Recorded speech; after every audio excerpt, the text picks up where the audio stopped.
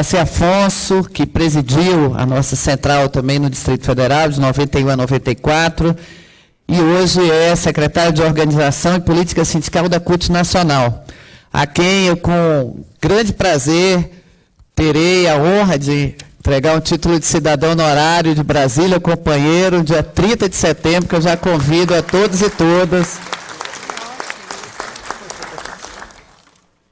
Jaci, a palavra é sua. Bom dia a todos os companheiros e companheiras. Queria agradecer a companheira Rejane Pitanga, que tão brilhantemente presidiu a nossa central sindical nesse período e que ousou, para usar uma palavra aqui que o Chico usou várias vezes, da ousadia, deixar o movimento sindical e vir para esta casa defender os interesses dos trabalhadores e das trabalhadoras e de todo o povo do Distrito Federal, não só daqueles que estão organizados em sindicato, mas toda a população do Distrito Federal. Reencontrar aqui companheira Elzira, companheiro Chico, Eudes, Policarpo, Vilmar e vários dirigentes aqui. Eu e o Chico temos uma concorrência de ficar lembrando datas, né, Chico? E talvez por isso que a gente é compadre, né? Não sabe se anda junto porque se parece ou se parece porque andam juntos. Então, mas eu não vou entrar nisso, que eu acho que é importante, e acho que a fala que o Chico fala, e nós, quando eu vejo aqui a foto do companheiro Adelino Cassis, que foi fundador do nosso sindicato, e o primeiro presidente, caçado pela ditadura militar no sindicato, demitido no Banco do Brasil, tá certo? Por defender os interesses dos trabalhadores, foi preso. No dia do enterro dele eu falei que a polícia foi na casa dele e recolheu a Bíblia da mãe dele, porque era turca, achando que era o capital em outra língua. Esse era o fato da ditadura. E boa parte hoje aqui dos nossos militantes não vivenciou o período da ditadura militar, não viu as dificuldades. E nós temos a possibilidade, e aí acho que a direção da CUT e o conjunto do sindicato, que é possível a gente aqui registrar a nossa história, oral, viva, porque nós temos 50 e poucos anos de idade. Então a gente pode ter a maioria dos sindicatos aqui são jovens, muitos dos sindicatos que estão aqui eu vi nascer, serem fundados as direções, as lutas, e muitas vezes as lutas vieram antes das entidades sindicais. Se a gente for lá ler o livro da Nair Bicalli, que sempre escreve as histórias nossas, as primeiras greves no Distrito Federal eram dos trabalhadores da construção civil, por exigir que o salário aqui na época era como Goiás, fosse o mesmo salário do Distrito Federal que era no estado da Guanabara. As primeiras greves, e vocês lembram que o salário mínimo, anteriormente, ele era dividido por regiões, então você tinha vários salários mínimos no país, não era salário mínimo unificado. Essa é uma das bandeiras, inclusive da fundação da CUT, que a gente conquistou um salário mínimo nacional unificado. Nós vimos várias categorias que antes de 64, como os bancários, se organizaram e fizeram greve e coisa. Eu não poderia aqui deixar de registrar o papel que o companheiro Olímpio, na histórica greve dos professores aqui em 79, foi antes do sindicato. Então tem toda uma geração, todas essas categorias aqui têm história. O Distrito Federal é uma cidade, vamos dizer assim, mística do ponto de vista, tá certo, da sua cidade, da sua arquitetura, mas também da luta dos trabalhadores. Nós sempre fomos ousados. E, em parte, nós estamos deixando essa ousadia de lado.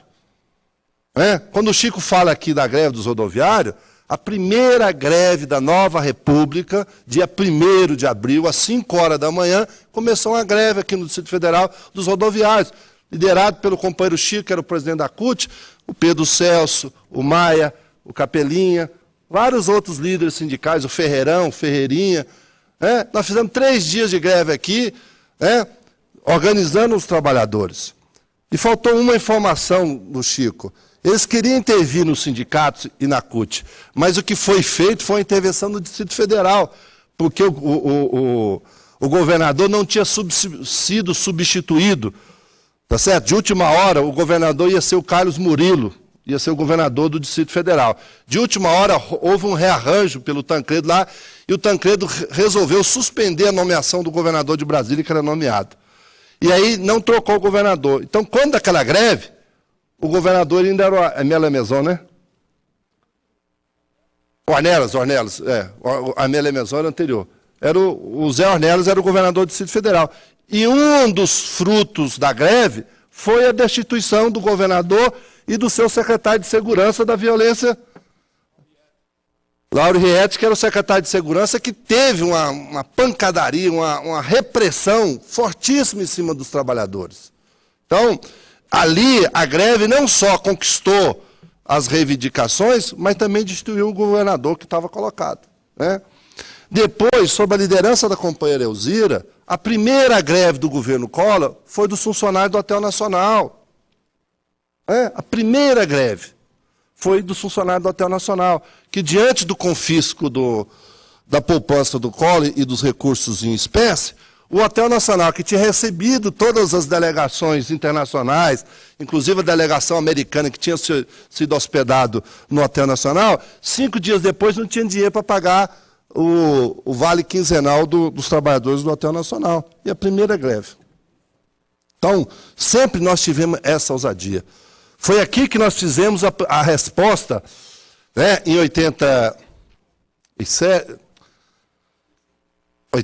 27 de novembro de 86, né, conhecido como Badernaço, que foi a nossa resposta aos planos de confisco e eleitoral daquela eleição, dia 27 de setembro. Né, não poderia deixar de registrar o papel que o companheiro Walter Penin, então vice-presidente do Sindicato dos Professores, teve naquele processo. Às 2 horas da tarde, aqui num sol quente, milhares de trabalhadores foram para as ruas protestar contra o Plano Cruzado 2. É só ver naquele filme Como Era Velha a Nova República, o Eudes ali na rodoviária, né, sendo atingido ali pelos policiais. Tem um belo filme chamado Como Era Velha a Nova República, feito pelo companheiro Nilson. Foi aqui, se não me engano, se a minha memória não falhar, dia 14 de julho de 92, no encerramento da greve dos professores ali na Catedral, todo mundo com cartãozinho branco, tá certo? Numa greve de 90 dias ali, em função, inclusive, até do processo eleitoral de posse, os professores estavam encerrando a greve, e nós caminhamos até a rampa do Congresso Nacional, porque nós estávamos fazendo o primeiro ato público pela cassação, então, do Collor. Foi a primeira manifestação de rua. A primeira manifestação interna tinha sido em maio de 92, lá no Congresso Nacional, no lançamento do movimento Ética pela Política. E foi ali, inclusive, que começou os Carapintadas. Os Carapintadas foram os companheiros que eram da direção do DCE, da UNB, que nesse dia do lançamento do movimento Ética pela Política, fez as marcas no rosto. Né? A companheira Silvia Rossi era uma das dirigentes do DCE e do CA da Agronomia. Então, sempre nós tivemos ousadia. Então, nós precisamos, o movimento sindical tem esse fruto, a primeira mulher presidente, então, tudo isso. Então, acho que nós precisamos, o movimento sindical, o Chico, nesse fato, né, dessa ousadia da formação política, nós precisamos ter essa discussão, e depois eu vou encerrar sobre isso. Então, nós precisamos, nesse momento, da discussão sobre o papel do movimento sindical. A CUT está num processo, né, de construção da sua plenária nacional, né?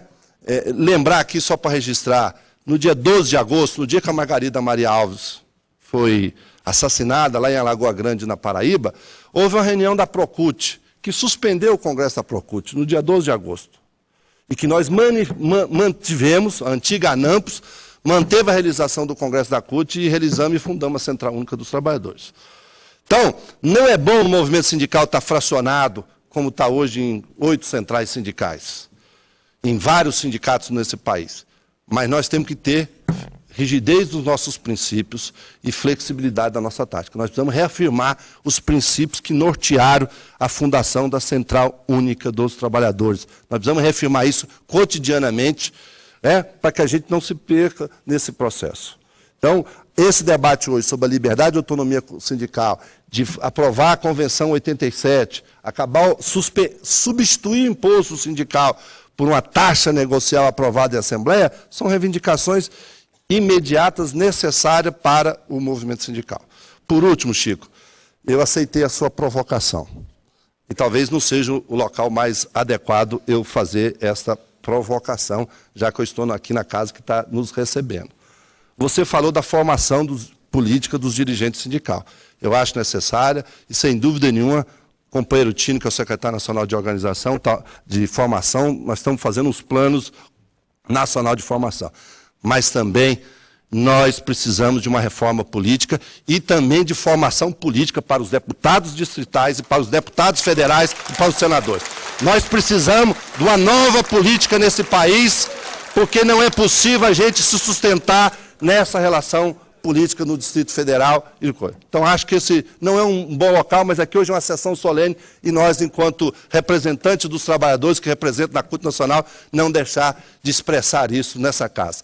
Por último, eu peço, só lembrar aqui, né, eu vi ali o Marquinhos batendo palma ali, né, o companheiro Marquinhos, que era presidente do sindicato da Polícia Civil, sob bala, aqui a poucos metros daqui, em 1990, tá certo? Greve aqui que foi recebida a bala na sua manifestação de conflitos, inclusive para defender, estava o Chico Vigilante e o companheiro Astralzinho, que estava lá no meio do tiroteio.